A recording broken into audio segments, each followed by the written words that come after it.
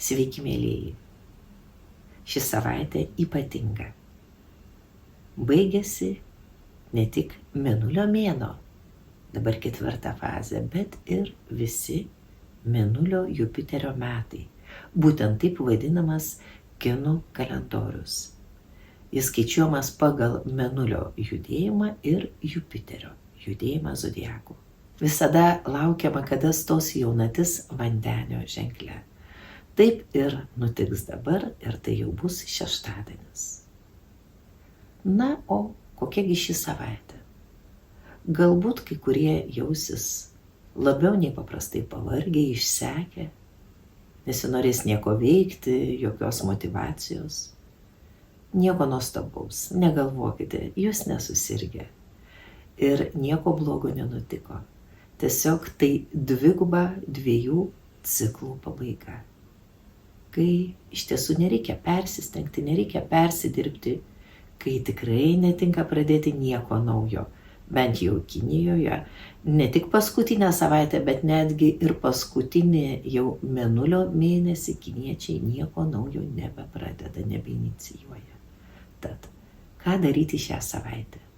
Be abejo, baigti neužbaigtus darbus, pasistengti, kiek galite, skolas grąžinti, tvarkytis, peržiūrėti nereikalingus daiktus, išnešti šlamštą, atleisti, atsiprašyti, padėkoti.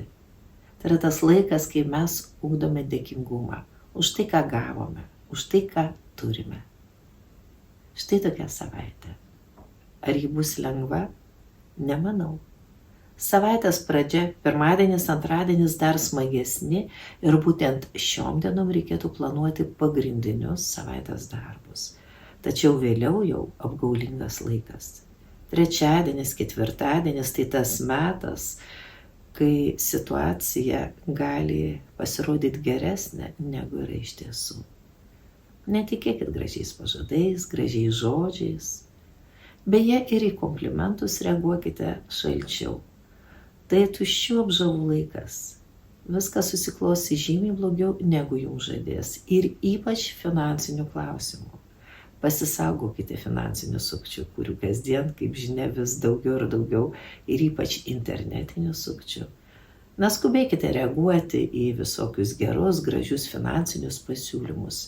Pirkti labai išgirtus, neva kokybiškus daiktus. Šią savaitę apskritai, jeigu ir pirkti, tai tik privalomus daiktus, maistą perkame. Kažko didelio nereikėtų, nei buitinės technikos, nei baldų įsigyti. Nėra tinkamas laikas. Bene pati sudėtingiausia diena būtų ketvirtadienis, penktadienis. O štai savaitgalis jau kinų naujieji metai. Įspūdingas laikas. Baigėsi juodosios katės valdos, baigėsi ir vandens stichija, ir prasidės medžio stichija, ir galingi, didingi drakono metai. O kaip juos sutikti, jūs jau perskaitysite Palmyros horoskopai.lt.